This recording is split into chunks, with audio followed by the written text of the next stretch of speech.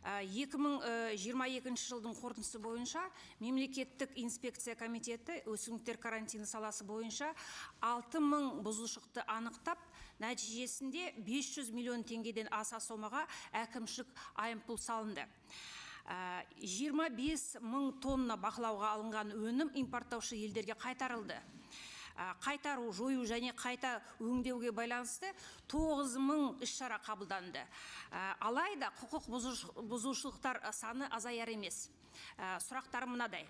Бірінші, Қазақстан Республикасының фитосанитария және өсімдіктер карантині бойынша заңнамасын бұзатын неғұрлым жиі кездесетін заңсыз әрекеттерге қатысты жауапкершілік шараларын күшейту қажет пе? Ойыңыз қандай?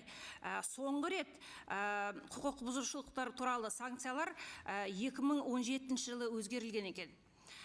Бұл мәселеге қайта қарау керек шығар.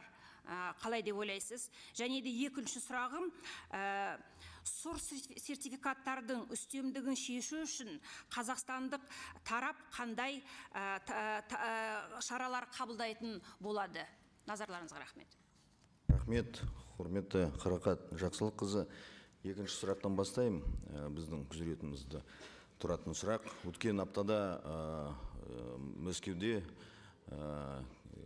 кеңесінің отырысы өтті. Біз сол отырыста нақты шаралар біздің әріптестерге көрсеттік. Біріншіден, мына Қырғызстаннан әкелген товарлар, сұр сертификат сол Қырғызстанда өте көп. Енді қандай шаралар? Біріншіден, біз инспекция жасайтын боламыз. Өзіміздің национальный центр аккредитации дейтін мекеме бар, қырғыз әріптестерімен бірлесіп, бізде мына ненің тізім бар, қандай орган по сертификации дейтін мекемелер, қандай сондай сұр сертификаттың көбісі берілген. Оларды тексеретін боламыз. Немесе мына шаралар ешқандай нәтиже бермесе, мен өзім үкіметке ұсыныс енгіземін. Біз үкіметтің қаулы қолданатын аламыз. Біз мына сондай сертификаттың Қазақстанға кіргізбейміз.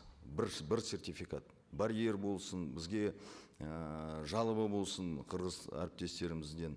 Бірақ осындай ол енді соңғы шара ғой енді болмаса. Осындай. Бірінші сұрақта менің әріптесім қосымша баяндама айтып береді, бірақ менің өзім пікірім осындай жауапкершіліктің жаңағы әкімшілік кодекс болса, басқа болса, онда күшейту керек. Рахмет.